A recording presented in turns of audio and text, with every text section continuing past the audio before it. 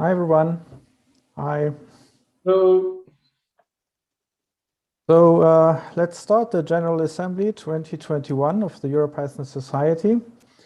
The first thing that we have to do is we have to record everyone on the attendance sheet. So I would like to ask you all to go to the attendance sheet and to enter your name.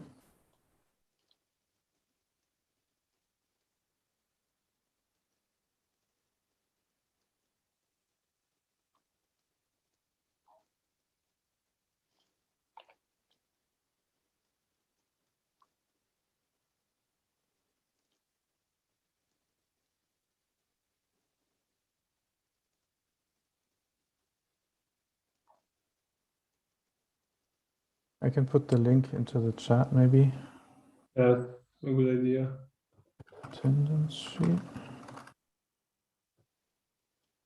There you go. The sheet should be editable by everyone.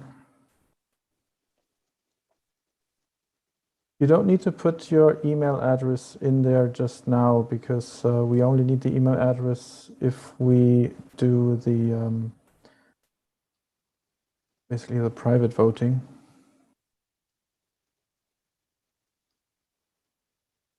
So for now, please just enter the name.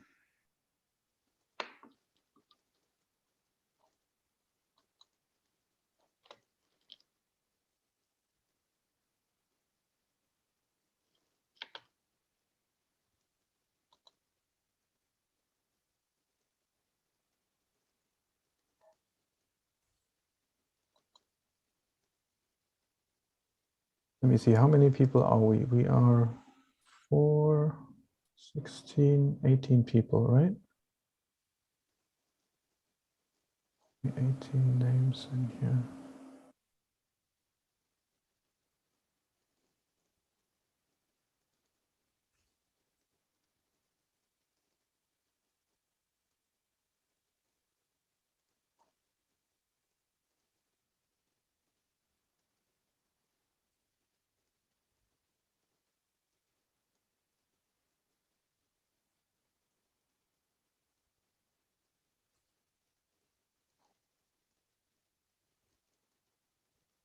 So once we have all the names in here, the way that voting works is that you see at the top it has these columns: vote 1, 2, 3, 4, 5, and so on. And in the agenda document that we posted, we have various votes in there, all marked in blue. And each of those votes will get a number, and then you go here to the sheet, and then you click on next one in the line where your name is. You click on the voting drop down, and you can say yes, no, or abstain. So that's essentially how we're going to vote. So we are 19 and I have 16 in the sheet. So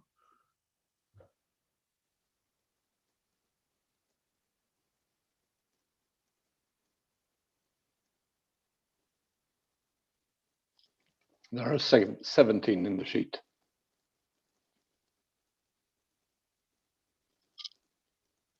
So I see Anders there is is one in missing. blank, right? There is one is empty. That row 28 is empty.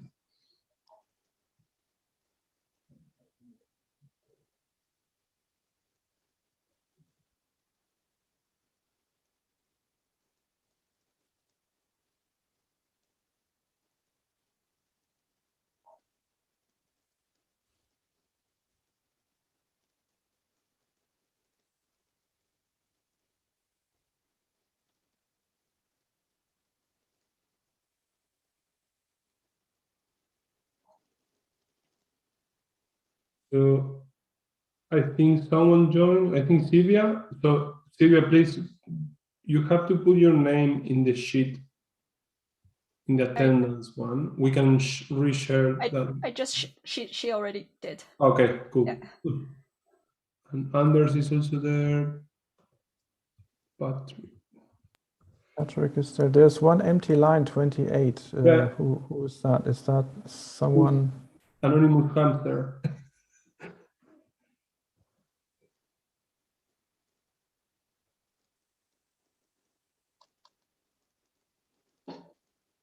So we are missing one person, right? So we are 20, and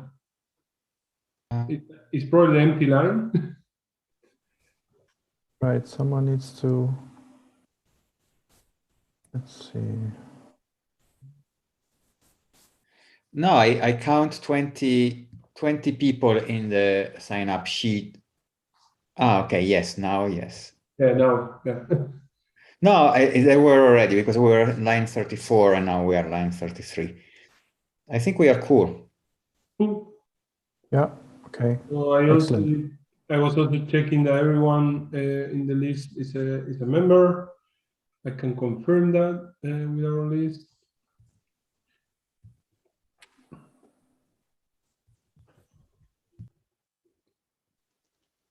So we can put 20 as a total number of participants here, right? Yep.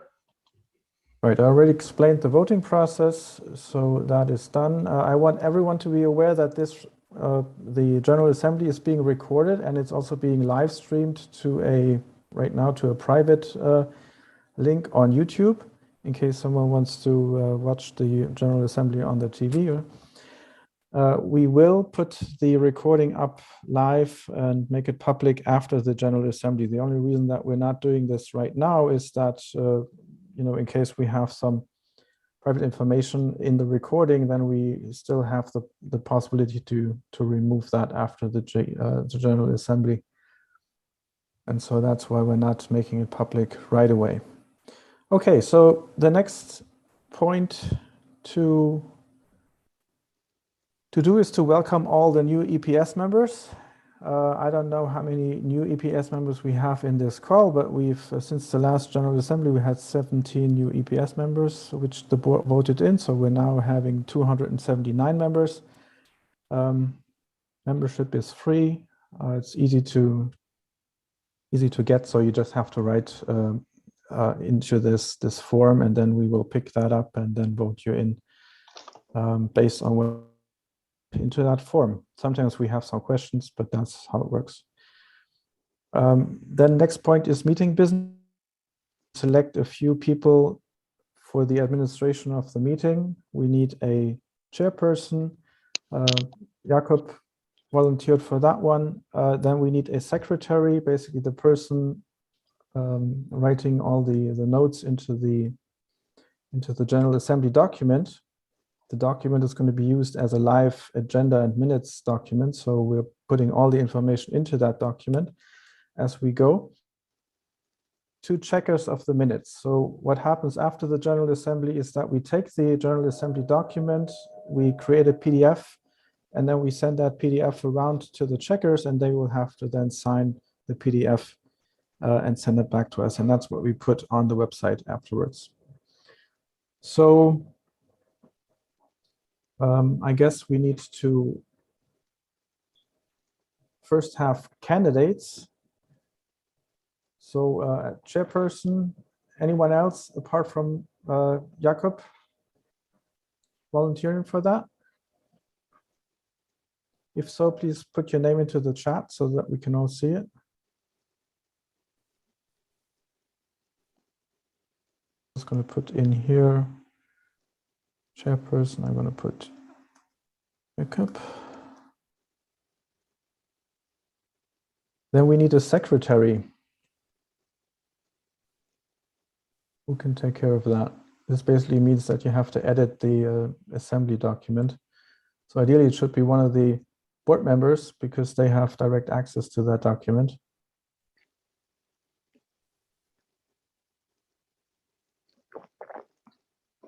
Anyone? Do it.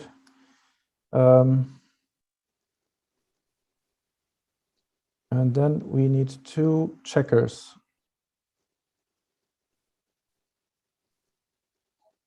And this can be anyone. I can do that. Nicholas? Yeah. You want to do that? So we need a second one. I can do that. Okay, VB is the second one. Maybe, yeah. Better. Sorry, Francesco, too late. It's okay, that's okay. I will survive, I guess. We only need 2. So you should now be able to see the candidates in the sheet, not in the sheet, sorry, in the document that we're editing here. And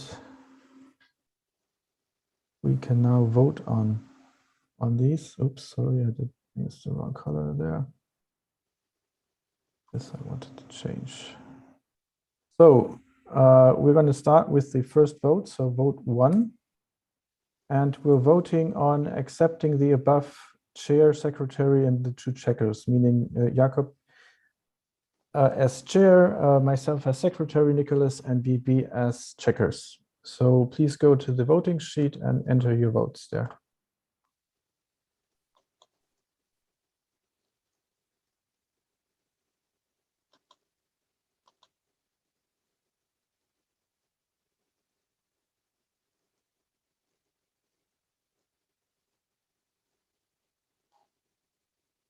Okay, perfect. I count, no, there's 1 vote missing.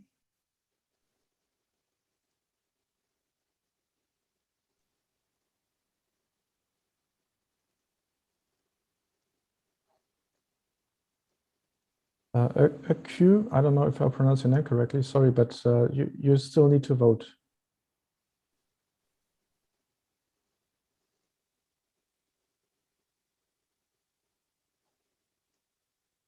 Excellent, now we have 20 votes, perfect. So we have 20 yes votes. And I'm going to record that in the sheet. Excellent, so basically from now on, Jacob is going to move through the agenda, and I'm going to show the slides. Thank you very much, Marc-André. So we move directly on to the next item of the meeting, which is a motion to establish the timeliness of the call to the meeting. And the meeting was called by sending out a call on the 25th of September, and the statutes of the society require 2 weeks. So as far as I can tell, we are fulfilling the statutes.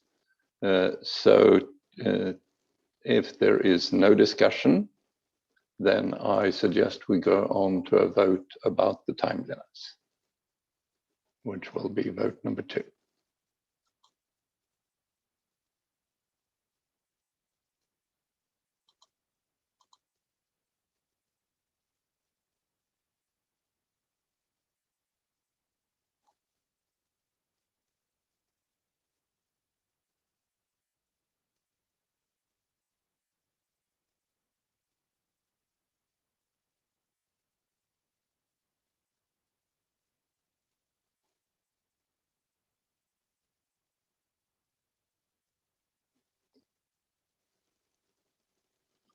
And we have 19 votes in, which are all yes votes. So I'm simply going to declare this to be a yes vote, and we can go on with the meeting.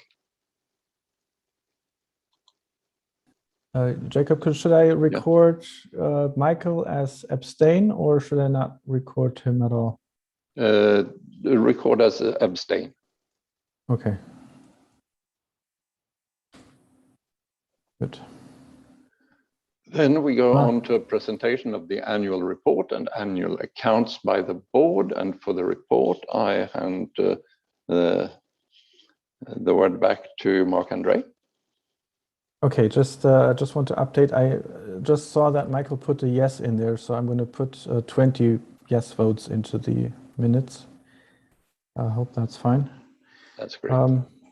Right, so now on to the board report. The board report has multiple sections. So we have the timeline, the organization. I'm going to talk a bit about 2022, the RFP process for 2023, and then a couple of things about the assets that we have, the intellectual property and so on, how we do accounting, and then the society grants and finances. So let's start with the timeline. So we started in September 2020 last year with the election of the new board. Then in October to November, we published the EP 2020 videos. We announced that EP 2021 will be online. Originally, we had planned it to be in Dublin, but we found in those months that it was not really something that we could do. So we had to basically then switch back to online.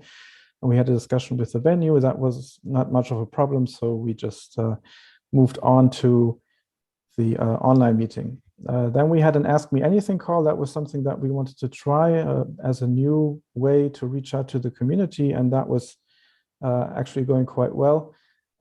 After that, we didn't find time to do another one, but this is certainly something that the board should probably consider doing, because it's interesting for other organizers to look into. Then in November 2020, as you all know, Jason stepped down as a board member.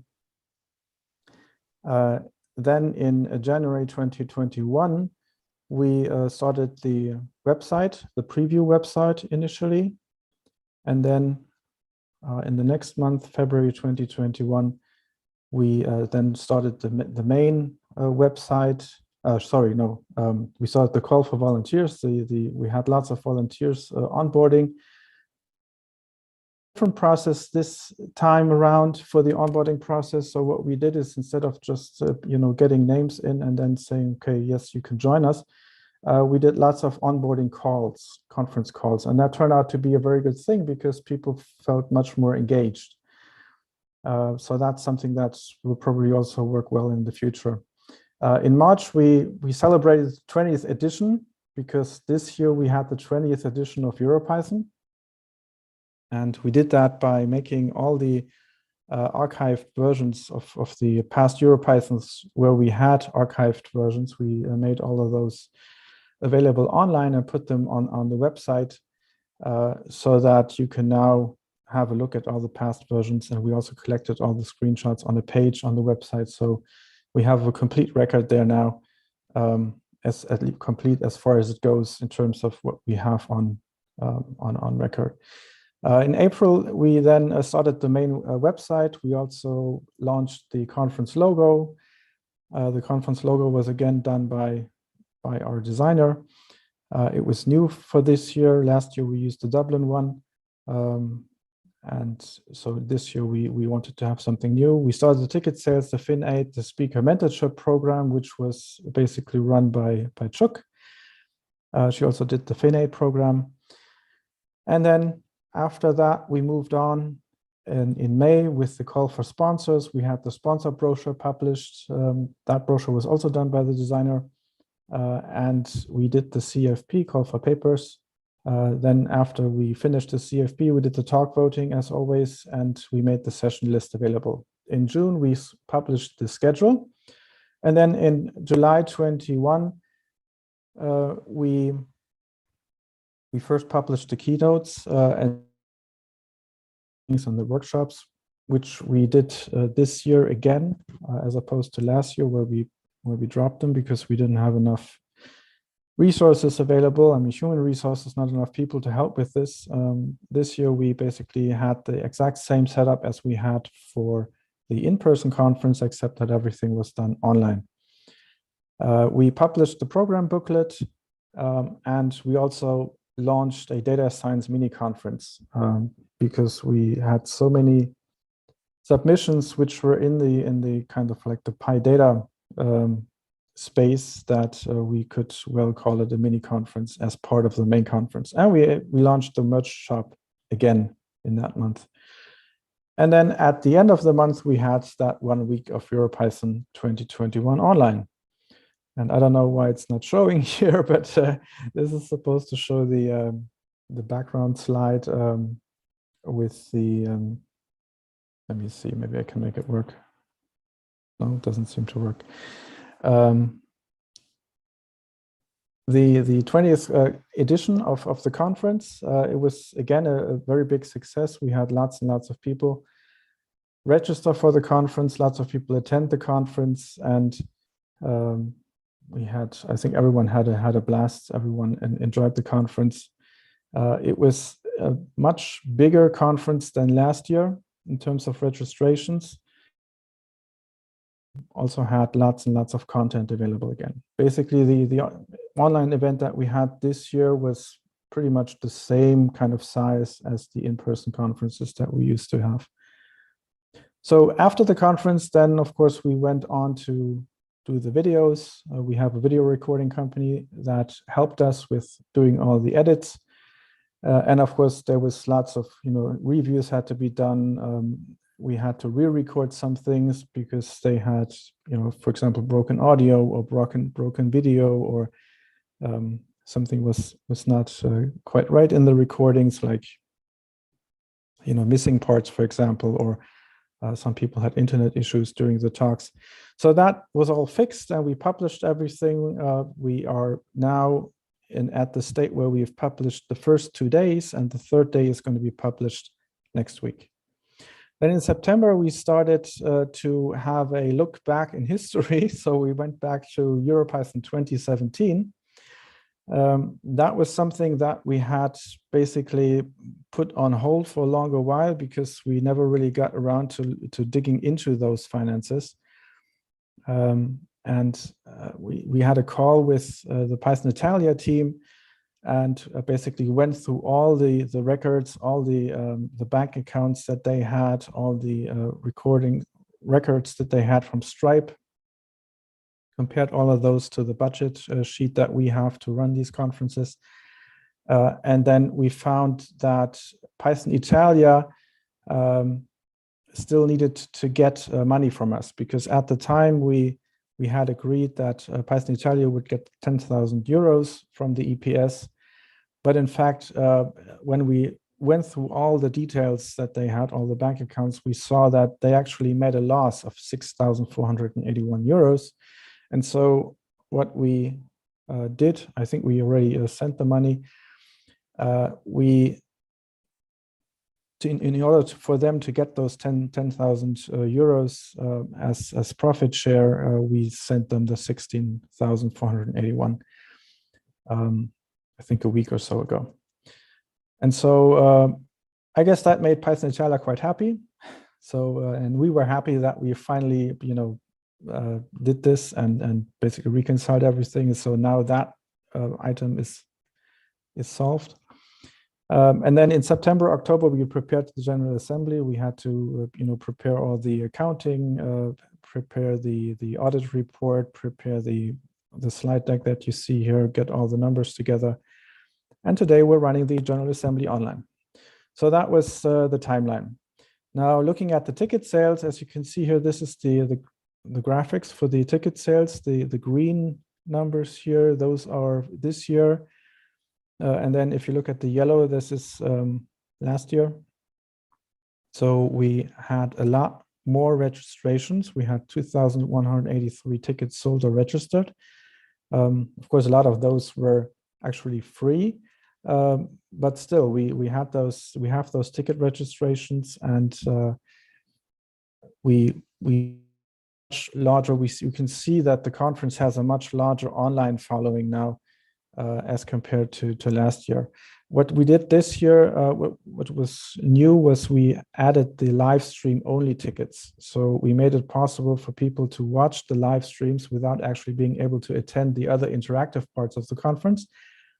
And that was extremely popular. So 1,000 tickets were these live stream tickets. And this is quite nice, because by having all those people register, we now have all of those people in the database, and then for the coming years, we can more easily reach out to people actually interested in EuroPython. So that's great for marketing the conference and for growing it. In terms of organization, as I had already mentioned, we used a different approach this year with conference calls, worked much better. There was one catch though, we probably did it a bit too early. So February was too early. In February, there wasn't that much to do yet for the volunteers. And so a number of volunteers basically lost interest in the coming weeks. And so we couldn't use the large number of volunteers that we had. but we still had a lot more people, helping with the conference as we had last year, for example, and as we usually have for the in-person conference. In terms of conference tooling, we used a different system this year. So we turned to Matrix as the chat system, and we also integrated the conference video feeds that we had into Matrix. So that was mostly done by the web work group. We used WonderMe as kind of like a social platform, so where people could, go and then basically literally bump into each other and then chat with each other on WonderMe.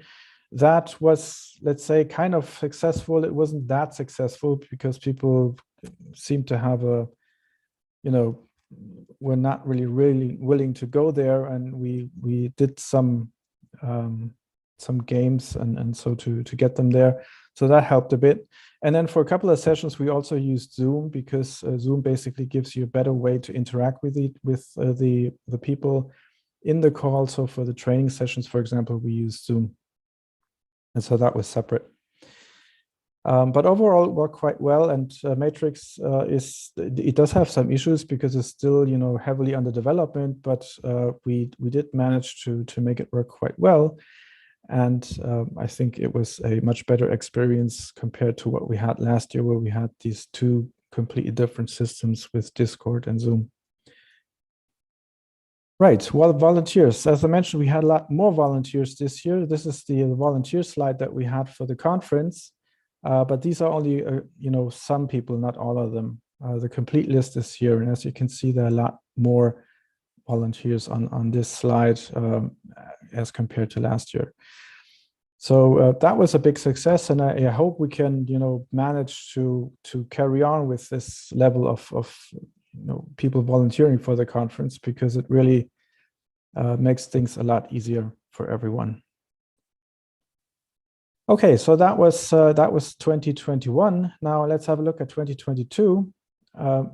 As I said, we basically moved the contract over from 2021 to 2022 in Dublin. And the dates for 2022 are fixed at July 11th until July 17th. And the status right now is that we do expect to be able to hold it as an in-person event. With COVID-19, you never know, but this year I think it's a much safer bet than it was in 2020, when we had to make that decision to run it online again. There is one thing that we want to take away from the running it online, and that is that we found that running the conference online does have, give us the possibility to have a lot more reach. So we want to try to make this reach it's a sustainable thing, so that we can in the future years we can try to have a similar number of people attending the conference, not only in person but also online. And so the attempt is going to be that, or the plan is that it's run as a hybrid event. So what exactly hybrid will mean is still is up for discussion, of course. Also depends on how much effort can be put into this, but the idea is that people can buy these online tickets again, online tickets being much cheaper, and then can participate online. Or of course they can come to the conference and then buy an in-person ticket, or they can buy one of these live stream tickets to just watch it. And by doing that, we will, if we can manage to have a lot more attendees that way, that will make sponsors a lot more happy. And so that's something that's actually good for the conference. It's also good for the people, because a lot more people from all parts of the world can join, and it will basically make EuroPython a bigger event in the Python ecosystem. So after we've then done 2022, we need to, of course, look for some place to run 2023. And the way we've done this in the past for 2018 until 2020 or we tried 2020, which was then postponed to 2022. We ran a commercial RFP. RFP process is a request for proposal process. It's basically similar to what you do for papers at a conference, but the commercial RFP process works a bit differently. What you do is you have a questionnaire and you send that around to venues, and the venues then come back with filled in questionnaires plus quotes and more information about the venues. This has proven to work very, very well. It results in getting us much, much better pricing because the venues actually compete against each other. And so that's something that will probably work well for the future too. So it's much better if you let the venues compete against each other than just going out to venues and asking them for some quote. Because if the venues see that there are no competitors, then they will just quote you for the highest price they can get. Whereas if you have some competition in there, they will actually try to lower the prices as much as they can so that you pick them as the winner. And what we always do is we run this in 2 phases. So we have a first phase, and then we select 3 candidates out of that first phase, and then do a second round with them, giving them more specialized questions, and also telling them where they basically stand in terms of pricing, so that in that second round they have a chance to refine their pricing. The process itself, it used to be extremely much work, because if you get answers back from, let's say, 30 or 40 venues, then trying to go through all of this data and putting all of that data into the comparison sheet that we have is indeed a lot of work. And we've basically optimized this process a lot now, so that essentially the venues have to do more work and we have to do less work. So that's something that works pretty well. I've already discussed the 2 rounds here. So that's the selection process for 2023 and for the coming years, probably as well. Next is EuroPython knowledge base. So we did have a knowledge base before. It was that was run on a wiki. The wiki provider shut down, and then we basically, for a number of years, we couldn't use that wiki anymore. And now we've started to move the wiki content, the old wiki content that we had, over to Google Docs. Alan helped a lot with that. I don't know if Alan is on the call. I think he's not. No, I don't see him. And that's still an ongoing process. We still have some content in the wiki, but a lot of content is already in Google Docs, and that makes it much easier for people to edit the content and to improve the content. So this is mainly done to improve, or guard against loss of institutional knowledge. When people move in and out of the organization, then you always have the risk that institutional knowledge is lost when they move out again, and it's not recorded in here. Domains, there's nothing much to report. We still have this open issue with EuroPython.org. The problem there is that the owner of that domain does not respond to any emails. We may have to use one of these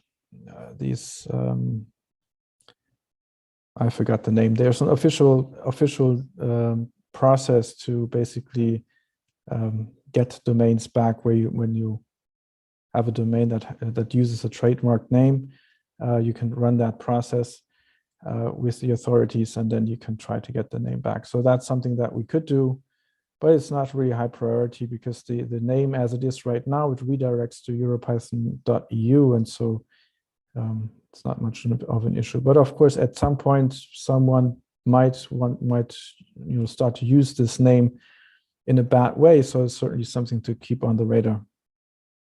We did make a lot more use of this EuroPython.tv domain that we have, and normally this points to YouTube channel.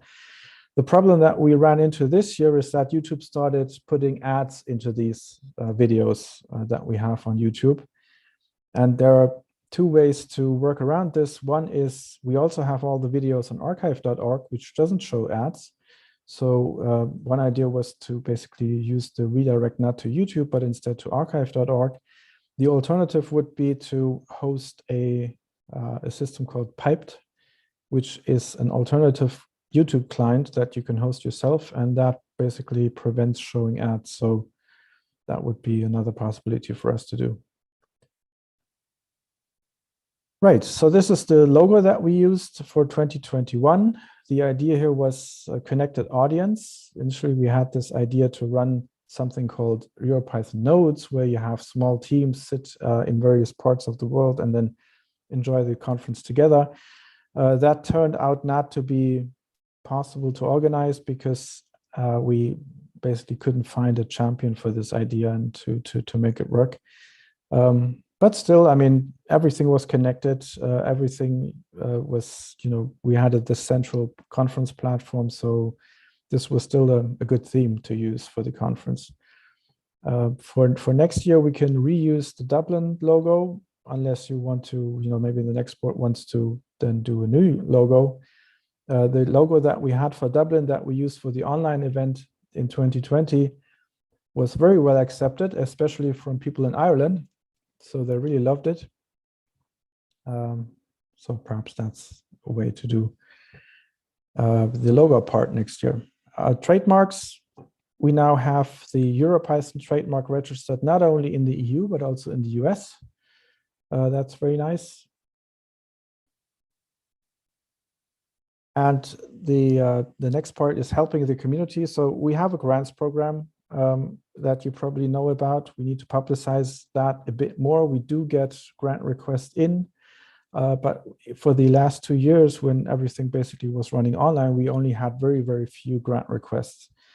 This was due to many events canceling their event, or it was due to the events, not having much of a financial need to get a grant in order to run the event, and that's why the numbers that we are going to show you in just a bit are much lower than what we had expected. We also do other things though. So we not only provide grants, we also provide for conferences, we also provide grants for Python projects and groups. So if there is a project in Europe that we can fund, then please have them approach the board and ask for a grant. That's certainly something that we want to consider. And we also make the Zoom licenses that we have available to the community. So if you, let's say you're running an event and you need a Zoom license, then we can give you one of these Zoom licenses for your event, so you don't have to pay for those. These are the numbers that we have for 2020. As you can see, it's only 9,300 euros, which is not really a lot because the budget that we had was 75K. But still, we tried to help where we could and where we got grant requests. So it was possible for us to sponsor a couple of these events with some money. And for 2021, the numbers were a bit higher. So again, we funded a couple of conferences here. We also had a FinAid program this year again for EuroPython, which of course is it's a lot lower than what we normally have for the in-person conference because people don't have to pay for accommodation or travel. So this was mostly just ticket prices. But still, it was well accepted. People liked it, and we graciously we gave out lots of these lower price tickets to everyone. Okay, so something new that we did just a couple of weeks ago. We had a discussion on the board on how to recognize people who've really done a lot for the EuroPython conference and also for the EuroPython Society in the past. And up until then, we did not really have a good way to recognize them. And we the organizers at the conference who do a lot, they typically get a free ticket to the conference, maybe also some additional help with their travel cost or accommodation cost. But this is usually just, it happens internally, it happens just for one event where they actually help. It's not a long-term kind of recognition.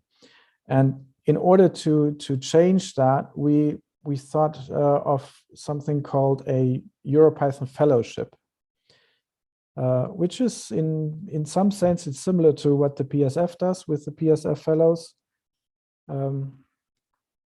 Except that the origins of the PSF fellows are different than the EuroPython fellows.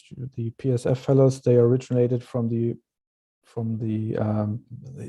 membership that the PSF had in the early years, and then after the PSF opened up the floodgates to have everyone possibly become a member, the fellowship program was turned into something that basically was people have to be voted into that. And with the EuroPython fellowship, this is more like the new program that the PSF is running. So people actually have to, they have to have a proven record of having done a lot for the conference, for the organization. And we started with an initial list of people, and then asked for nominations from the community. And that was very well accepted, and people really appreciated this. To some it came as a surprise, which is nice. It's always nice to surprise people with things like these. What fellows get as part of this fellow grant is they get lifetime free attendance to EuroPython workshops and conferences. So they don't have to bother getting a paid ticket anymore. They still have to, of course, ask for the coupon code to register on the website, but that's just a minor thing. And then they're free to attend, which I think is a good way to give something back. If you have people that you would like to nominate and where you think that they do deserve this kind of status, then please send an email. Informal email to the board, maybe explaining why you think these people are eligible or should get this status, and then the board will decide on these. And this can be done throughout the year. There's no specific time for this. Whenever you maybe you remember someone from the early days who did a lot for the conference. That would be very nice to get some of the early contributors to EuroPython into this fellowship program as well. The reason I'm saying that is we only have records starting at the earliest records are from 2012 that the EuroPython Society has.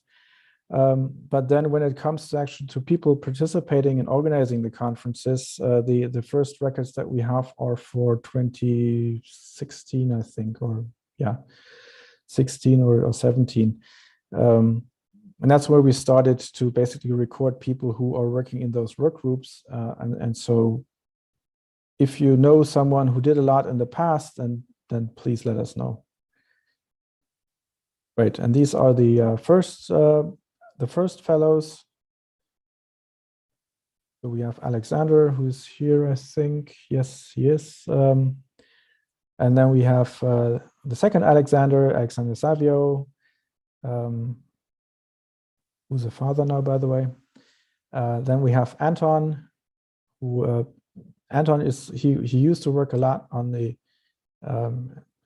he was on the board for several years, and he used to work a lot on the videos. He still does work a lot on the videos. He's the one who always manages all the video uploads to archive.org, which is a ton of work, because he used to basically download everything from YouTube, and then he had to process everything and then re-upload everything to archive.org,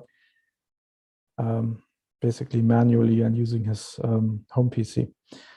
Borja is one of the organizers from Bilbao. Christian Barra was one of the key figures in the conference in Rimini and beyond. Daria was also active in the Bilbao team. Fabio was the chair of the EuroPython Society from 2012 until I think 2018 Actually, I don't remember. I think until 2016 he was chair. And then we have Jakob, essentially, was one of the founders of the EuroPython Society and was also on the board in those years. And then we have Vicky, who also contributed a lot to the EuroPython conference and basically to have us grow. And I think Vicky is very pleased that we're running in Dublin now, because that was her original intent to get in touch with EuroPython and to participate in the organization. So that finally happens then, hopefully next year. There are two more people here. I forgot to put them on this slide. We also gave a posthumous, I can't pronounce that name, sorry, fellowship to Oir, who was one of the team members in Bilbao. Unfortunately, he passed away, and so we couldn't give him the award, for the future. But I think it's still a good recognition for him, because he really put a lot of love and energy into the conference, and he would have loved to have this award. So I think that was it's a good idea to do that. And then we also have a couple of other people who are missing from this list, and we know that they are missing. We have started a list of people who we want to give this award to, and we are going to announce those in the next couple of years. So, and the second person that we already put on the fellow list is Laura Creighton. I don't know if you know Laura. Laura has been very, very active in the early years of the conference. She was very active in organizing the conference in Gothenburg when it was in Gothenburg, and Laura is the partner of Jakob. And perhaps, Jakob, you want to say something?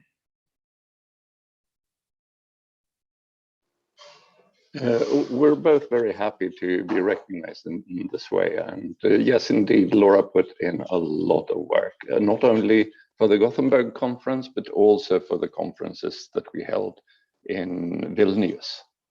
Right. Yes, I remember, because the organization there was, had some issues, right? Yeah, some issues, but mainly it was actually helping them get the conference on the ground. And she also did quite a bit of work for the conferences in Birmingham too.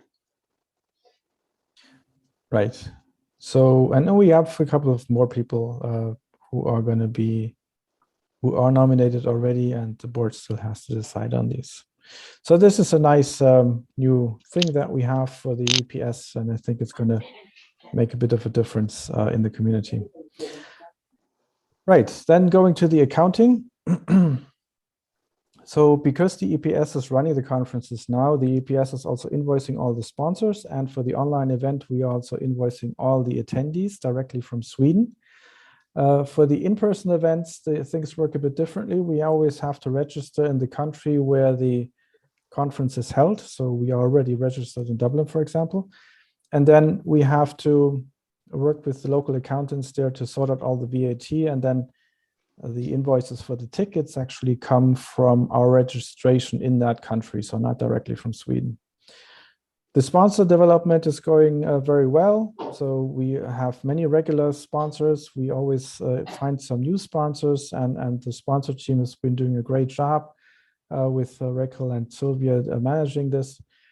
And this is, we are basically very well set up in this space. We are also registered with a couple of large companies in their vendor system. So that's going to go nicely, and we're going to grow in that area as well, I'm pretty sure. Yeah, and of course, finances, we always have to have a look at the development of the finances. In the last 5 years, we had a pretty good growth in terms of finances for the EPS. When we started to work with this work group model, The issue was that we hardly had enough money in the bank to actually launch the conference, and that's why we had the early bird sales, to get some money into the bank so that we can actually pay the venue, because the venue always wanted money up front, of course. And so that's why we did early bird sales. Now, as you can see here, over the years, the money that we have in the bank has been continuously growing, even in the last couple of years where we did the online event, up to the point that at the end of 2020, we have 641k euros in the bank. And this year we probably made another 60k. So at end of this year is probably going to be something around 700k, which is actually quite a lot of money for a small organization as we are. The reason is that we did not have, a lot of grant requests. We always had budgets of 75k to give out as a grant, as grants, but we didn't get enough, requests for basically tapping into that budget. We need to put more effort into this, and we need to actually get rid of more money, because this is too much money for a nonprofit. And the reason why we have basically chosen to have this development here is we can run a whole in-person event just from the money that we have in the bank, because this gives us a lot of security in case something goes wrong. Let's say we are, we want to run a conference, everything works well, and then 1 week before the conference something really bad happens, like, I don't know, there's a fire in the venue, let's say, right? Or the venue gets flooded, like in Dublin, for example. In those cases, we would have a really hard time, making the financial loss that we then have, making that manageable for the EPS. And of course, we don't want to go bankrupt. And that's why we have this level of basically one budget figure in the bank. But of course, everything above that, so one budget figure is about 600k. Everything above that is available for doing grants or doing projects and, spending money for the benefit of the community. And that's definitely something where we have to focus on a lot more in the coming years. So that brings us to the next part, which is the annual report and annual accounts. And this is something that I think Anders and Jacob will have to present. Yes, so I'm going to hand the word to Anders, and after I've he's given his presentation, I'm going to open for the floor to pose questions and make any comments that people would like to make. So Anders, please go ahead. Okay. Let's see. Mark, do you have the images to show? Because I'm mobile, so I can't put up anything on the screen. Let me just open the PDF. So which report do you want to start? Well, should we start with the what's it called, the annual one? Yeah. Profit and loss. Yeah. Let's do profit and loss. Okay. Let's see why it's not. Oh, it's switched off again. This is a bit small. Maybe can you read it?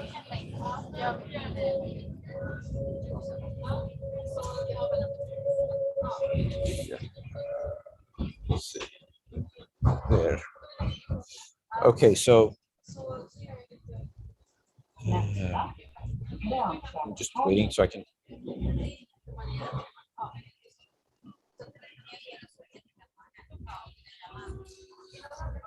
Yeah.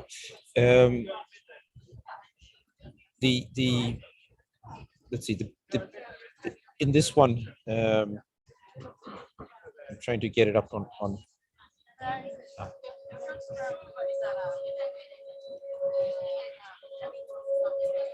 my screen here, so I can actually read the numbers, because I can't read the numbers on my phone.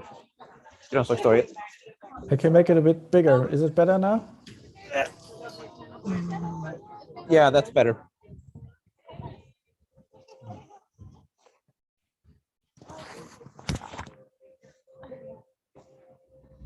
So basically, we have. Let's skip 2 minutes.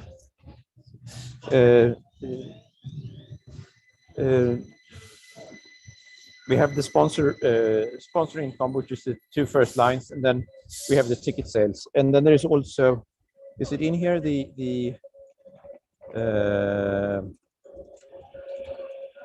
was an error in the 2019 where that's included in the second line. That's included in the second line, right? Yes. So that Right, we didn't actually have. There is was it 66,000? 67. 67. Yes. Which is not actually sponsorships. It's an error from last year's accounting, which has been corrected this year.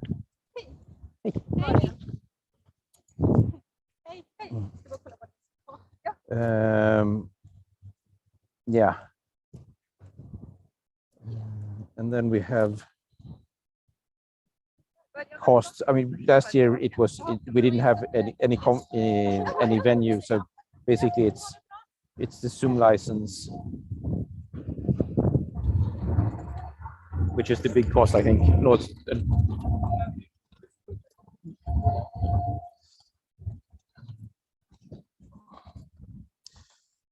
And so well, it looks like we have a profit of 130,000, but since the error from last year, we should reduce this with 67,000, so it comes out to about it comes out to about 70,000. My math in my head is correct. we have we can see this on the balance sheet here. Yes. So the actual figure is this one. So this is the profit that we have. Yeah. The true profit. Yeah. So still quite nice, I think. So yeah, for an online event. Yes. And so basically we had some. I mean, we're trying to. As you may remember from last year, we had some rather large errors in the accounting, and there is still some lag from that we have to correct. But I think now we have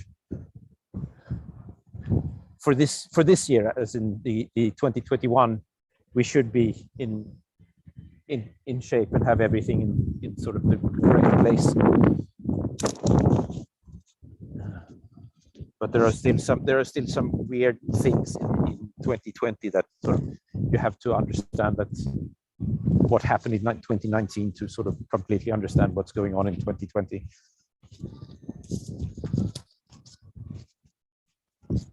Okay, that was this one, and then we have this is the balance sheet. Yes. And you can see I think if you go down to the bottom, you can see the error in the VAT. Yeah, down here. Yeah. This one. Yeah, this is Switzerland VAT incoming balance, which is wrong. It's these two numbers here. Yeah. Which are somewhat off.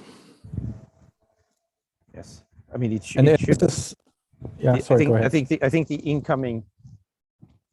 It should have been that I don't remember if we owed 2,000 or if they owed us 2,000 back, but that was the order of magnitude of the correct number.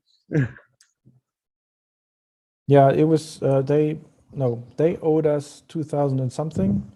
Yeah. Plus, of course, they owed us the deposit that we had paid to them, and they repaid everything in 2020. Yeah. But of course, the numbers that are here are a lot different, and basically the numbers here they make up for the error that was, or for the booking that was done in order to correct that wrong booking in 2029. Well, basically this number was increased a lot, and this is essentially how this mix-up came to where when we saw the report, we were very confused about this number here with the 130K profit, because of course we have a budget sheet which we try to keep up to date, and we see what costs we have, we see what income we have, and that pointed us to something like 67K. And so fortunately this is now all fixed, and we understand why things are the way that they are. And I think the most important part is that we did not have the issue that we had in 2019, where basically this sheet here, the balance sheet, was showing wrong numbers for bank accounts. So this year we are absolutely sure and clear that the numbers that you see here are actually reflecting the numbers that we have in the bank. And so you see the 641K down here, which is the end of year balance that we had in the bank accounts. And I think that's the very good result. So the new accountants are definitely a whole lot better than the ones that we had for 2019. Yeah. Do you want to go to the annual report as well, this one? I mean, the annual report basically is just a condensed version of the profit and loss and the balance sheet. So I would say, let's just ask if there is any questions. The annual report is available to read. Yeah, it's linked from the General Assembly document. So if you click on the link, then you can see the numbers and you can have a look at those. And if you have any questions, then we can answer them here, or we can of course also answer them afterwards if you want to read through those. Okay, I think we may be ready to move on to the questions phase. Before we do that, I can just say that the current accountants that we have for the EuroPython Society has been working for companies that I have been running and owning for at least 15 years. So we know this person, and she's really, really good and manages to handle even the complex things that we get with different currencies in our accounting. Okay, then I'm opening the floor for any questions or any comments that you may have about this report. It's a rather large report, but if there are any, please go ahead.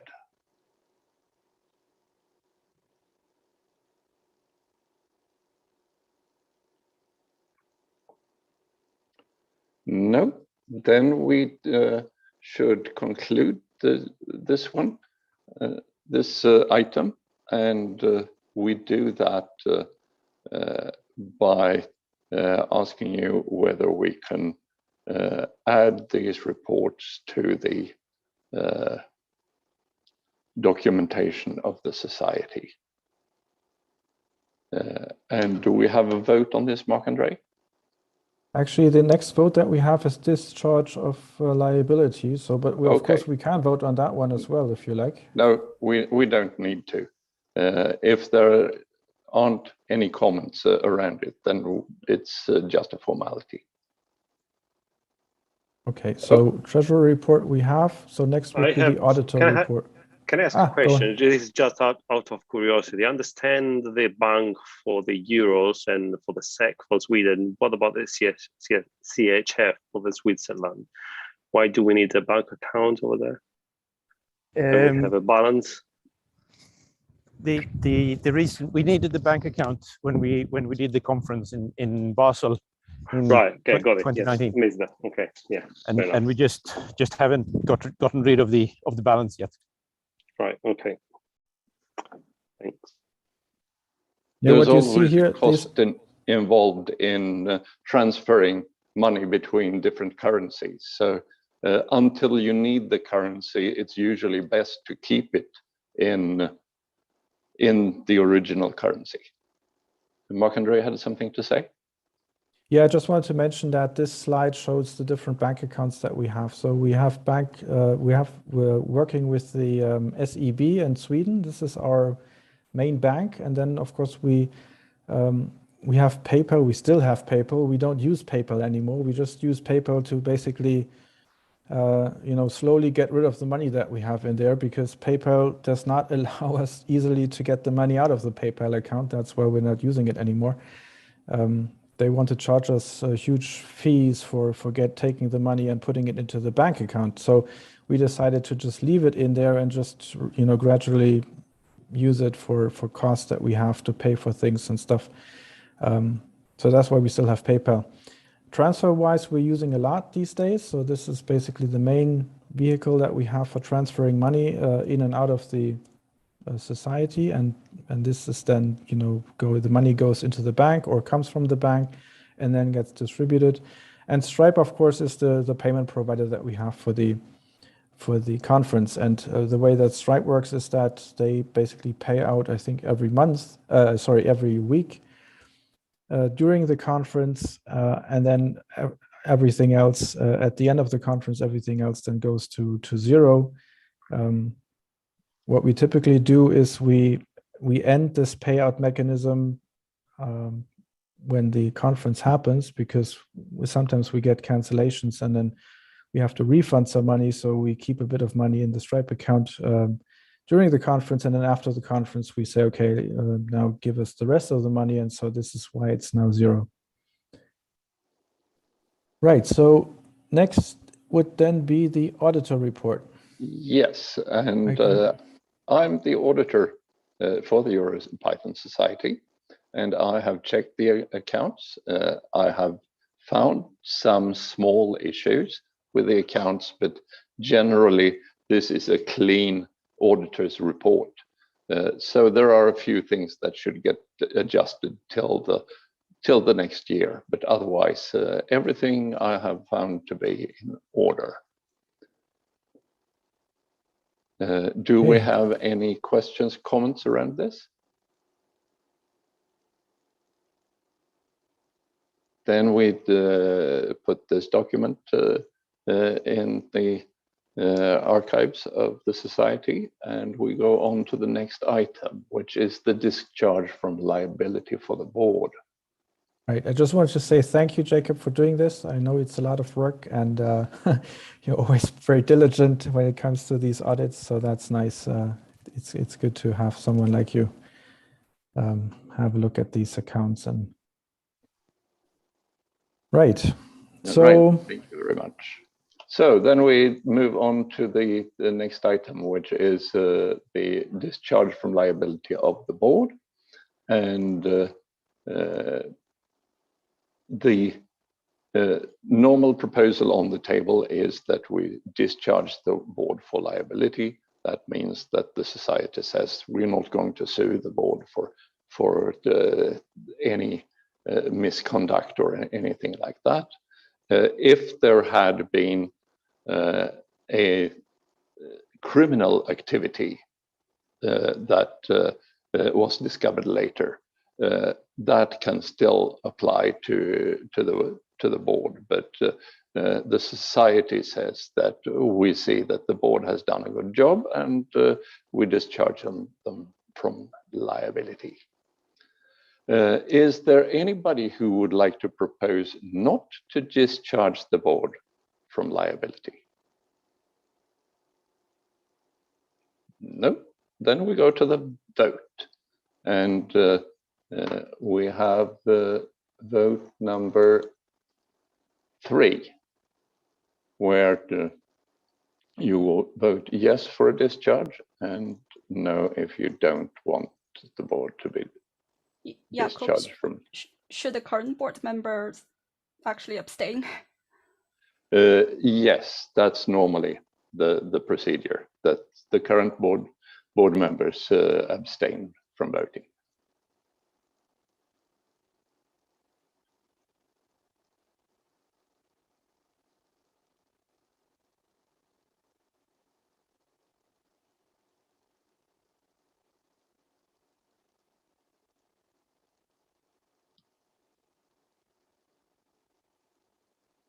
And Anders hasn't put in his abstain, but we have a vote of 12 yes and 8 abstain now. So I find that the board has been discharged from liability. Okay, then we go to the next item, election of members of the board. And we have a proposal with a list of candidates where we have 2, 4, 6, 8, 9 candidates that have been proposed already. It is possible to make proposals about more candidates during the meeting. So I ask, are there any more proposals for candidates?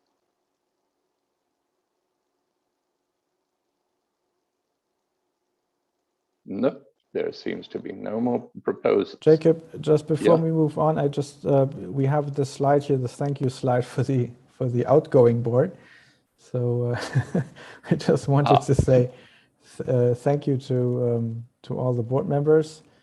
I think personally, I think that everyone did an excellent job on the board, and we managed this year very well.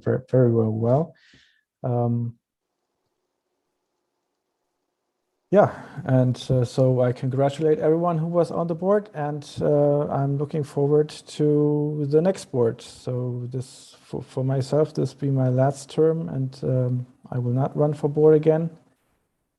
But most of the others will be running for board. Plus, we have a couple of new entries in here. Okay, so I think we would like a brief presentation from each one, if we have everybody here. Let's start with Patrick.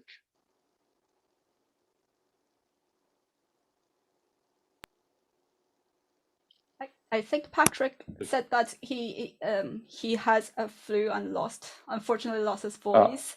So yeah, he would have to skip the presentation. But I do want to say that I'm super happy that Patrick is running. I think he has led the web work groups for many years. I think we have quite a few people here who are what I consider Patrick lineage, which means like Artu and Jakub and Francesco here all led the web work groups later, coming from Patrick's really great leadership. So super happy. Thank you very much. Let's move on to Martin. Oh, hi, I'm Martin. I've been part of the EPS board a couple of years. I actually don't remember how long. I have to look it up. I'm professor at the University of Applied Sciences and Arts, Northwestern Switzerland, where I give lectures in Python and other things. And I'm organizing local meetups. I'm organizing the yearly EuroPython conference. And I'm also a board member of the Python Association, Germany, Austria, Switzerland. And I would be happy to help again for another edition of the EuroPython conference, especially an in-person conference again. It would be great to be in Dublin. It would be great to meet you all in person in Dublin next year. I'm really looking forward to it. I'm 99% sure it will happen in Dublin next year. So yeah, so of course I would be happy to do it again.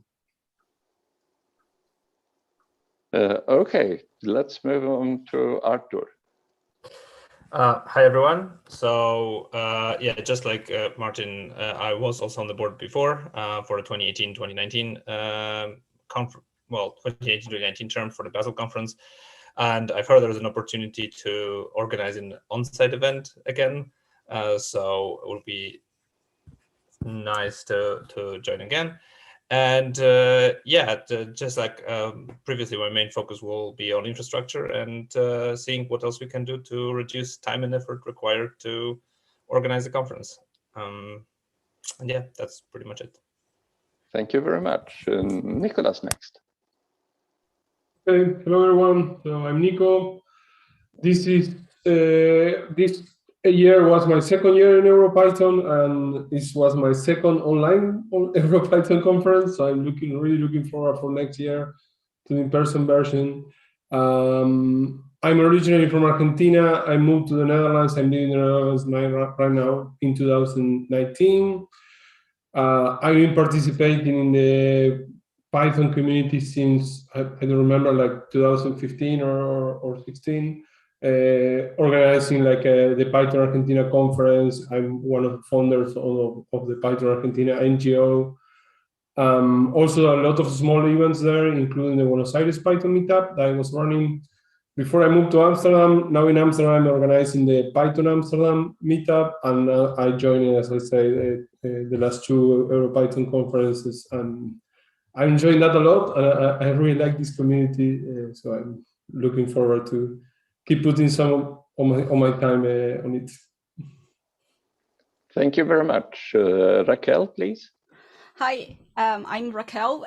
So I have been contributing to EuroPython for 3 amazing years. During the time I have worked on most aspects of the conferences and our society, I've learned a lot about Python, but also I think the most incredible thing is the strong bonds that we have developed between our volunteers. So I'm really happy to see so many of you today. I really feel that it's the spirit of the community that continues to fuel and guide me. So the next year, I think we are going through a big transition with Mark passing the mantle after having led the society for 5 years. I think we of course have some uncertainties still that remain in the pandemic, in the trail of the pandemic, but I also feel like we have a lot of potential ahead, and also the valuable legacy that we carry from running 2 online conferences. So if I'm elected, I would like to try my best to bake the community's input and best interest into the EPS's decisions and directions. Of course, it means other than working with the team to finally deliver a really awesome in-person conference in Dublin next year, I would also like to have the online element to be part of our strategy. I watched Pythonistas across borders and continents coming together in the last 2 years during our online conferences. And also, I have read numerous testimonials about how EuroPython Online made it possible for the underrepresented groups to be there for the first time. So I would really like to go out of my way to drive and promote inclusivity within our conference and community. And in addition, I would also like to support the effort to improve our infrastructure. Quite a few people, quite a few candidates already mentioned that they really would like to do that. I would like to try my best to support that. But I also, so together with the team, I like to reach out to others to get their help to design tools and processes that can be useful and shared beyond just the EPS. So I think that we have a lot of challenges ahead, and I feel like a lot of responsibility. But I feel really, really lucky to have this strong and experienced team of candidates. We've worked really well together before, and I think like we have aligned a vision to do better and deliver even more. So I'm super excited to work with them and everyone in the broader community, and I guess towards Dublin and beyond. Thank you. Thank you very much, Raquel. Anders?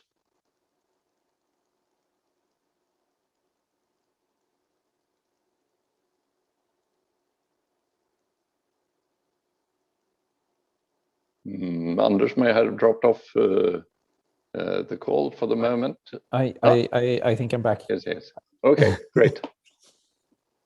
Okay, so well, I've been on, I forget how long I've been on the board. Is it since 2018, I think? And I was doing the finances for the year before that as a sort of adjudicated treasurer, even though I wasn't on the board. I've been doing Python since forever, it feels like. I was involved in the EuroPython in Gothenburg in 2004 and 2005 as well. A little bit helping out with the front desk and whatnot. So I've been around. I haven't been to all of the EuroPython conferences, but quite a few. Yeah, and I do Python. Currently, I'm my own company, and I'm mostly working for a company that makes labeling printers and has decided to use Python as their software for the embedded computer in the printer, which is quite fun. Yeah, so I'm happy to stay on and continue to develop the society and the conferences together with the rest of the team that has decided to run for board this year. So thank you. Okay, thank you very much. Chuck, if I pronounced that correctly. Yes, hi. Okay, you can see me. I'm Chuck. So I think, yeah, some people may be familiar with me because I was in a board the last year. So this year, I know that it will be an exciting time because we may have potentially a first hybrid conference coming in 2022. And from the experience that we learned in the past years that I have been helping out in the programming work group before the pandemic, and also joined in helping more and more, even joined the board last year during the online versions of, running EuroPython. So my goal would be really trying to put into action to include more people to join the community. Just like last year, I really wish that we would keep on having a financial aid program to help people to attend, whether they decided to join in person or not. And also we would like to support new speakers to kind of encourage more diversity in kind of knowledge sharing, and also people who are in the part of the community that may not be able to voice out before would be able to have a voice to be able to tell people anything in Python or anything they want to say about the Python community. And I think that would be something that I really want to help EuroPython to achieve in the coming year. I also really love working with the team. So hopefully next year, we would be organizing an amazing conference in Dublin. So, yeah. Thank you very much, Chuck. Francesco, please. Hi, everybody. My name is Francesco. I've been helping out with EuroPython since EuroPython Rimini, I believe so. I have been on the board since last year, and I've been helping out on site with the conference, something that I love, absolutely. And also as a web developer for the website. And if elected, one thing that I would like to do is to really work with the community and bring up the engagement of the community with the organization of the conference and also the running of the society. I would really dream of having many people in the EPS being actively participating in the day-to-day activities of the society, and also in this very meeting. And so I would really like to try, together with the rest of the team, to find ways to really make that happen. And apart from that, I really enjoyed working with these people that you see on the slide and here, also with Mark, who has done a lot of work for the EPS, and all of you folks. Jakob, I still owe you a visit to the telescope. We talked about that a few years back, but I really like the community, and looking forward to be a part of this community for many more years. Thank you very much, Francesco. I think there was some sort of plague coming in the way for me visiting your telescope, but I hope it will pass. I hope so too. Yeah. Okay, Sylvia, please. Hi, hello all. I was in the board for the past 3 years and I was a volunteer for a few years more. I mostly worked with sponsor and I'm really happy and excited to be working with this new board and team. I can't wait to do amazing things together with you all. So that's pretty much it. I hope to we can manage to do finally an in-person conference because I pretty much miss you all. And so let's hope to meet together and do an amazing conference. Thank you very much, Sylvia. Okay, then we go on to the vote, which I intend to handle by having vote for, where if you vote yes, you vote yes for the entire board. And if you vote no, you're saying that I want an individual election of the board members. Is that okay with everybody? Anybody who's against that? Then I find we do a vote on electing the entire board as a group. So please go in and make your votes. And anybody is allowed to vote this time, even if you are proposed for the entire board.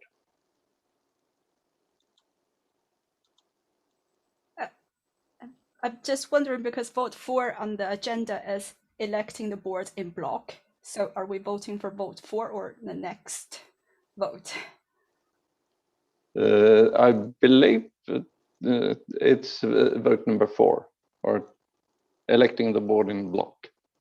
So the vote is whether we're okay with electing the board members in block, right? Actually, if we say yes, we are electing the entire the board in a block. If we say no, we have to redo the procedure.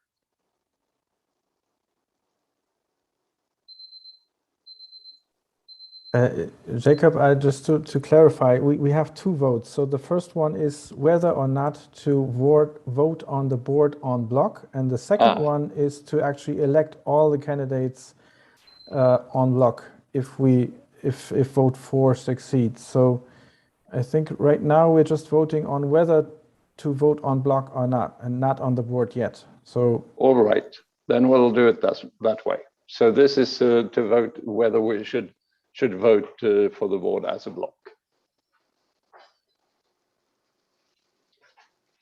And we seem to have 20 votes for, none against, and no abstain. So then we move on directly to the next vote, which is, do we elect the entire board as a block?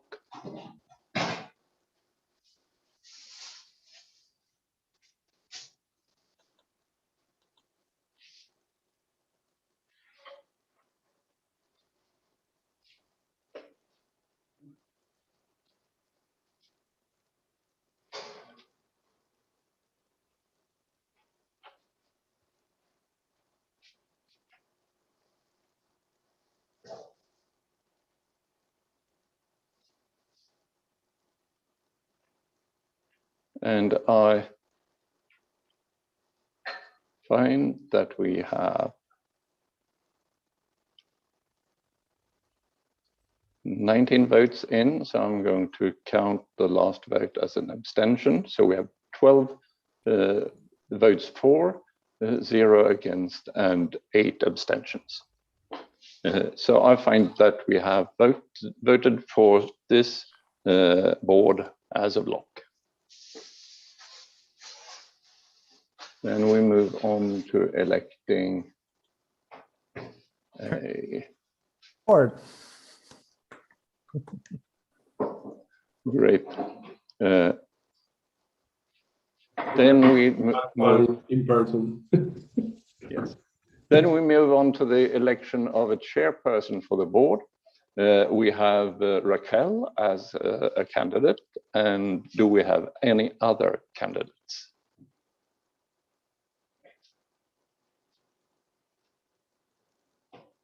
No, we don't have any other candidates. So we go on to the next vote, which is electing Raquel as the chairperson.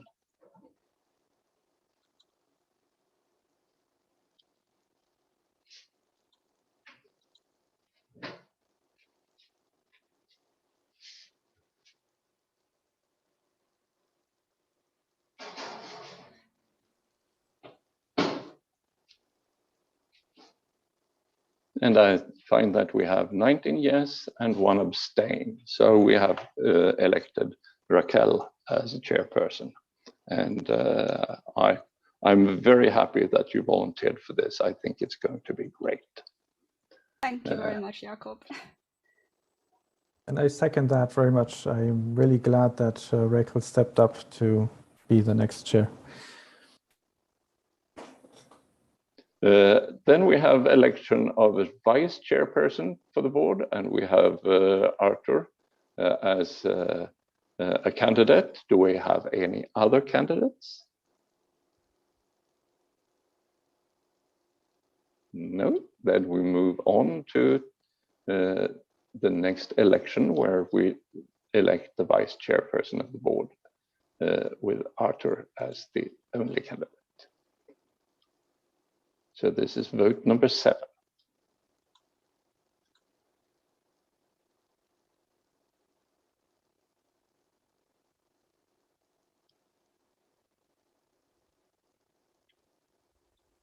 And I find we have 19 votes for and 1 abstain.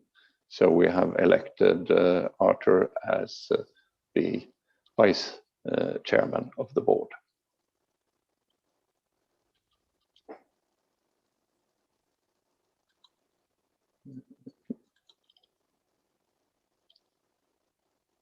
And next on the agenda is the election of an auditor and an auditor replacement person. And there's one more, sorry, Jacob, there's one more. There's this optional election of a nomination committee. We need to vote on that one first. Yes, that's true. Do we have any proposal for an election committee, or do we continue with the board actually working as the election committee? Those are essentially the options, because it's really, really hard to come to a meeting without having any candidates proposed. So what is the proposal of the board?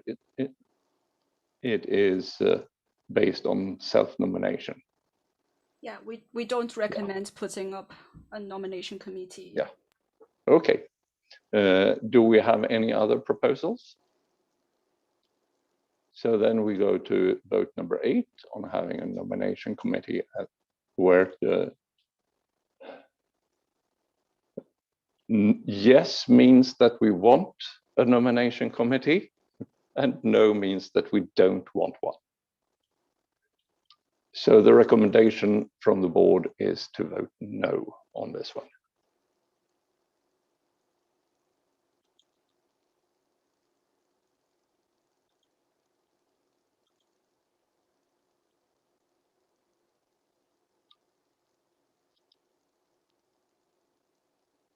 And we have 19 no votes, 1 abstention here. So I find that the society is not to have an election committee for the next year.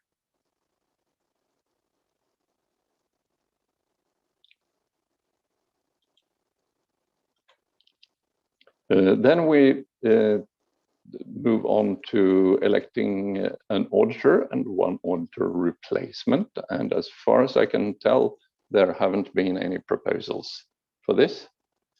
I'm actually ready to go on for another year as auditor. So I'm a candidate here. And I would prefer if we have a replacement auditor as well. So do we have any candidates? Anybody who would volunteer for this job? If I'm well, the job means you don't need to have, don't need to do anything. But if I'm ill or something like that, then you'd have to jump in.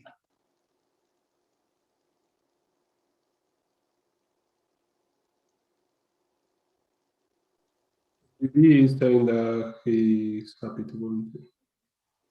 So we have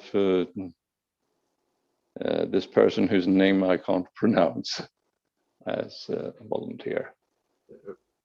Everyone is using BB. That's our way to. VB. Okay, thank you. When we meet at a conference, I'll make an effort to learn how to pronounce your name. That's all right. That's all right.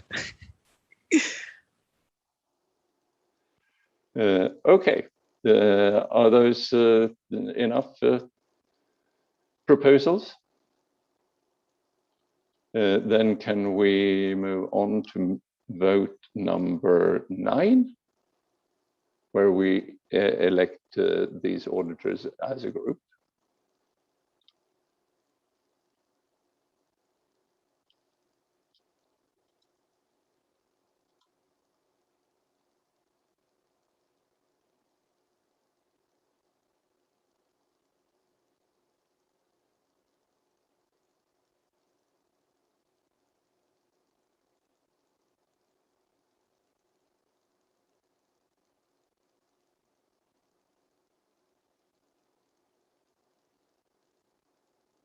And we have 18 votes for, 2 abstain. So I find that I'm elected as auditor and VB is elected as replacement auditor.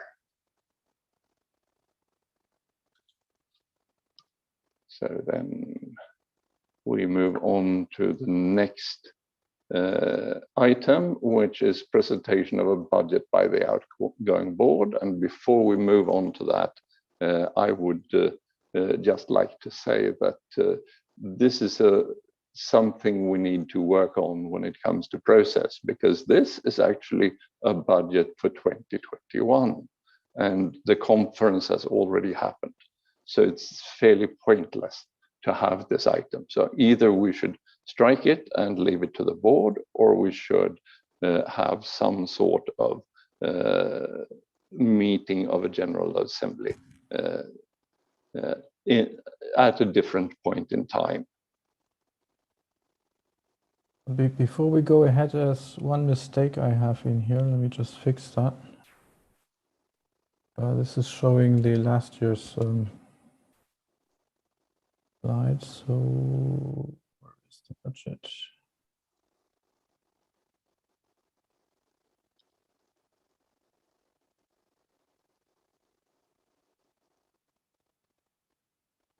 Right, so this is the budget. I completely agree with you, Jacob. This is something that is not really working out very well, because essentially the idea with this budget is that the General Assembly sets the budget for the next term, right? Now, there is this difference between the financial year that we have, where we do the accounting, and the term. And the term is always, after the conference to the next conference. And so the next board should probably think of some way to resolve this so that the General Assembly can actually vote on something that the next board can use, because right now we're just voting on something that the current board used for the current year, but without the General Assembly having any say in it, right? Because what normally happens is that the board in January decides on what kind of budget to use for that year, works with that budget, and then goes to the General Assembly in that year and basically lets the General Assembly approve the budget that they had selected early in January. And that's not really what the budget is supposed to be for. So we need to fix I think the bylaws, or maybe correctly define what this budget is supposed to mean for the next General Assembly. Yeah, okay. I actually find the voting on this budget to be a bit silly. So I propose that we skip it, since we only have one vote left in our table. And that is a much more important vote, and that is whether we should keep the membership fee at €0 per year, because that's an important formality. Can we do so? Do we need to vote on that, or? No, I mean, if somebody doesn't like the idea of doing things this way, they need to speak up. Okay, then essentially we've accepted the budget for what already happened. So do we have any other proposals than setting the membership fee to €0 per year? No, then we'll move on to the vote, whether we should set it to 0 per year. And that's vote number 10.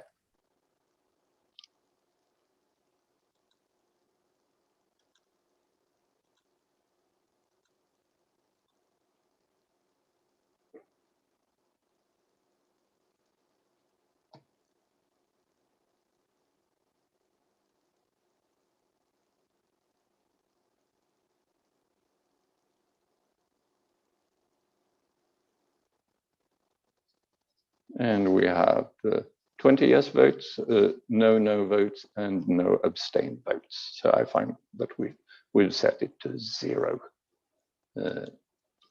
per year for the next year. We have no propositions from the board. We have no motions from the members.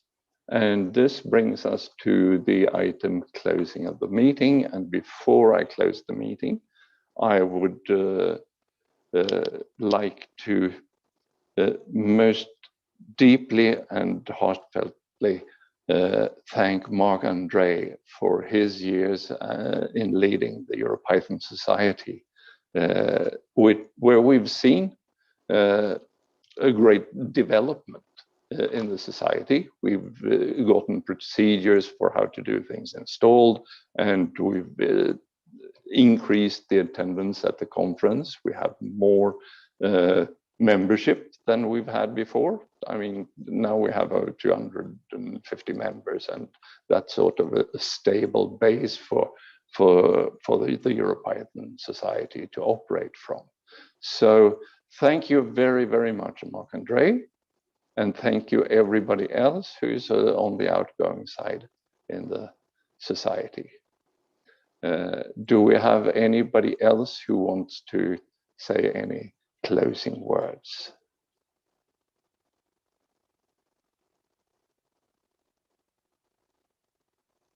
Maybe I can say a few words. I've really appreciated working on the board and working with all of you over all these years. It's been an amazing ride, and I think we've achieved a lot as a team, or as a teams every single year.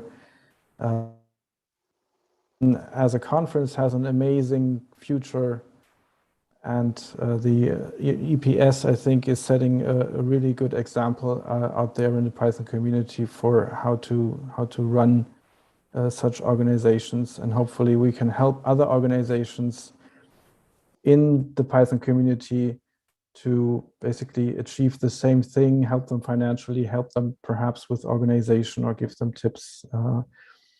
And I'm really looking forward to attending the conference again, this time as an attendee and perhaps as a speaker. I only rarely got to see any talks in the last 5 years, maybe just 2 or 3 talks every single year. Whereas before, I was always, watching talks and talking to people and speakers and attendees, and that was all this mingling doesn't really happen if you're an organizer. And I think that's something that many people don't really know about, and also what people may not necessarily appreciate, that the organizers, they work an incredible amount of hours for making everything happen. But then at the conference, they they don't even get to benefit from the conference. I mean, they don't even get to go to talks and to enjoy themselves at the talks and get the content. So yeah, perhaps, you know, something, perhaps that's something that maybe the future can change a bit. And I really wish the new board all the best and the future years, for the future years. And I'm pretty sure that this board that we just elected is basically going to take EuroPython to the next level and, you know, make it even bigger, make it even more successful, and to have a great future. And I really like that Rachel and Archer stepped up to basically take over the leadership.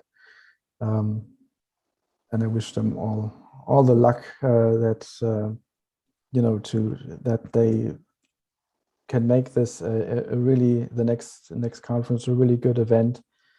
I very much hope for all of you that it can be an in-person event, that it won't be an online event again, because to be honest, these online events, you know, while we made them come as close as possible to the in-person event, I think there's still a huge distance between online and in-person. And going to an in-person event is just so much more fun for everyone.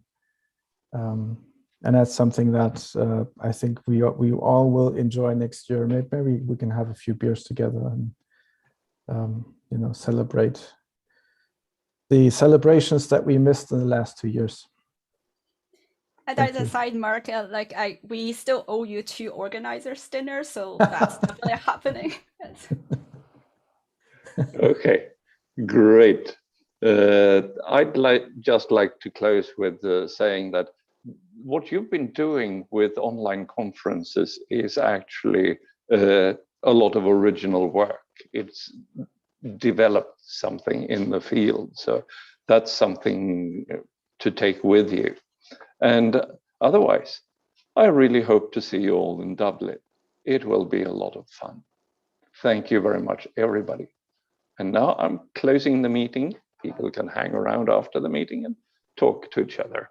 But from now, the meeting is formally closed. Thank you very much. Thank you so much. Thank you, everybody. Thank you.